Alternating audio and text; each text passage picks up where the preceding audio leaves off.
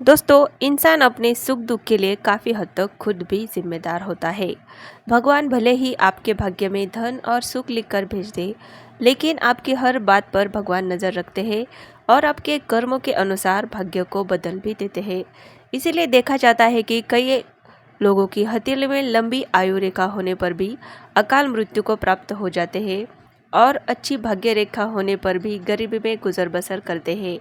भगवान श्री कृष्ण के मित्र सुदामा भी इस बात के उदाहरण माने जाते हैं, जिन्हें अपनी भूल के कारण अत्यंत गरीबी का सामना करना पड़ा।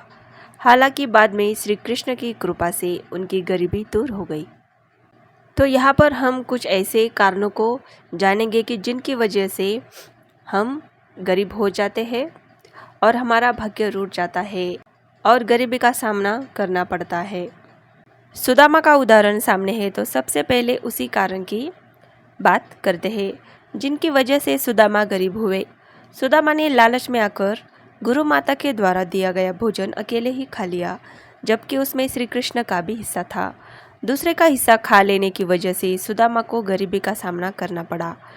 यहाँ यह भी ध्यान रखें कि गीता में कहा गया है, जो भगवान को भोग लगाए बिना भोजन करते हैं वह चोरी का अन्न खाने के समान भूल करते हैं। इसकी सज़ा लोक और परलोक दोनों जगह भोगनी पड़ती है। इसलिए कभी भी दूसरे का हक छीनना नहीं चाहिए।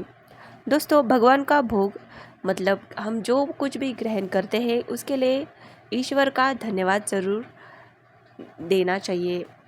दूसरी बात है, महाभारत के अनुशासन पर्व में कहा गया है, दाने न भोगी भवती, यानी उदारता से भोग प्राप्त होता है। भूखा और गरीब आदमी घर के द्वार पर भोजन मांगने आए और उसे दुत्कार करके भगा देना महापाप माना गया है। ऐसे व्यक्ति के धन में बरकत नहीं होती है और लक्ष्मी इनसे रूठकर चली जाती है। तो जब भी हमारे द्वार पर कोई गरीब व्यक्ति आए तो उन्हें हमें कुछ न कुछ मदद ज़रूर करनी चाहिए, भोजन ज़रूर खिलाना चाहिए। श्रिय एता श्रियो नाम सत्कार्या भूतिमिश्चता पालिता निगृहीताश्च श्री भवती भारत, यानी श्रिया ही श्री अर्थात लक्ष्मी है। ऐश्वर्य चाहने वाले को इनका आदर करना चाहिए। जो पुरुष अपनी पत्नी के साथ बुरा व्यवहार करते हैं, उनके साथ कटु वचन बोलते हैं और मारपीट करते हैं, उन घरों में अधिक समय तक लक्ष्मी नहीं रहती है।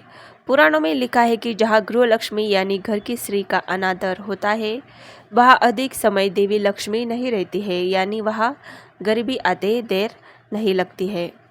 तो दोस्तों, घर के बड़े बुजुर्ग माताओं का, स्त्रियों का हमें आदर ज़रूर करना चाहिए। मदिरा और जुआ को सर्वनाश का कारण माना गया है। इसका उदाहरण महाभारत में प्रत्यक्ष दिखाया गया है।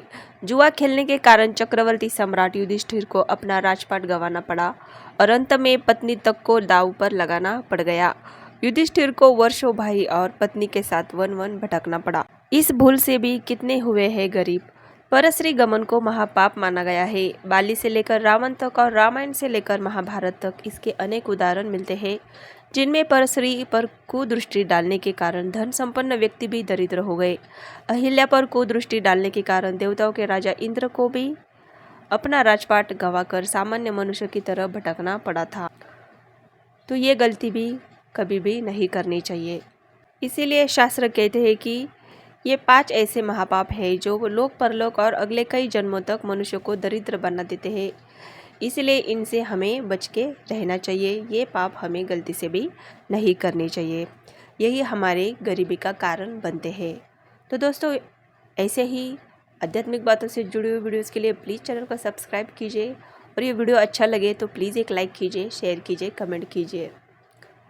वीडियो अंत तक देखने के लिए आपका बहुत बहुत धन्यवाद। Thank you.